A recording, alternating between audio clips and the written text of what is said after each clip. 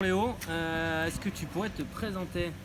Je m'appelle Léo Angno, je suis skieur alpin l'hiver, je fais partie du groupe relève de l'équipe de France et skieur nautique l'été où je fais partie du groupe de l'équipe de France U21, enfin moins de 21 ans.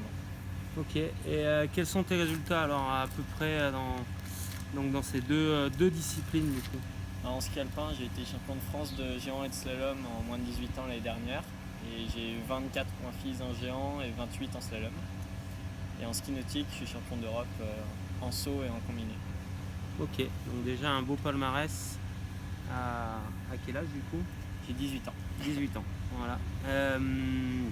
Donc pour toi Léo, quels seraient les avantages, les inconvénients du ski nautique par rapport au ski alpin? Le ski nautique, ça peut apporter de la fraîcheur mentale pour le ski alpin. Donc ça change d'être toujours que fixé sur un sport.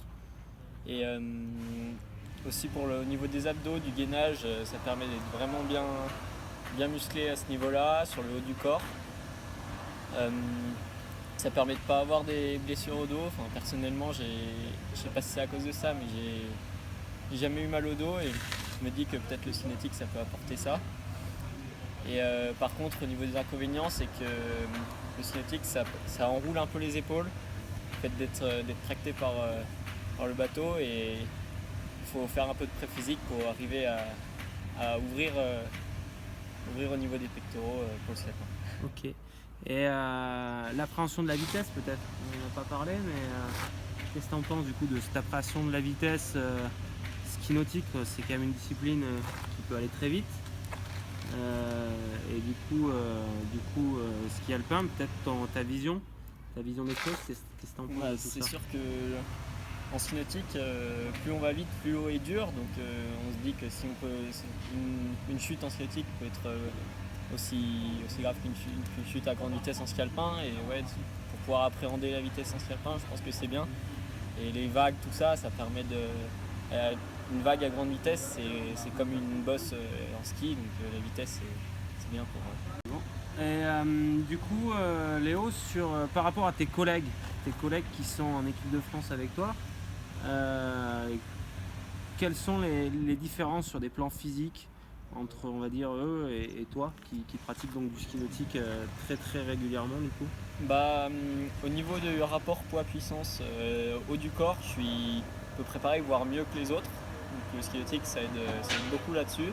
Là, j'ai un petit retard du bas du corps, mais en travaillant un peu plus sur la prep physique et en continuant le ski nautique, ça peut revenir égal, voire être positif. Donc Léo, on a bien discuté tous les deux donc, de ma venue et donc de mon sujet de mémoire. Pour toi, quels seraient les facteurs importants à acquérir pour tous ces jeunes qui décideraient donc de faire du ski nautique une partie de leur prep physique? Déjà, on sait que l'eau, c'est très mou.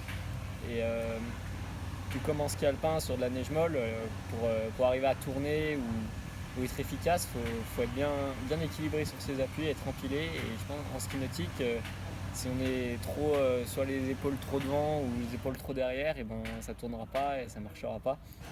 Il faut être bien empilé sur ses appuis, avoir un centre de gravité vraiment au milieu du ski et avoir un bon alignement jambes, hanches et épaules. Ok. Léo, merci pour toutes ces précisions et sur ton parcours. Et puis à bientôt sur les skis. À bientôt, merci.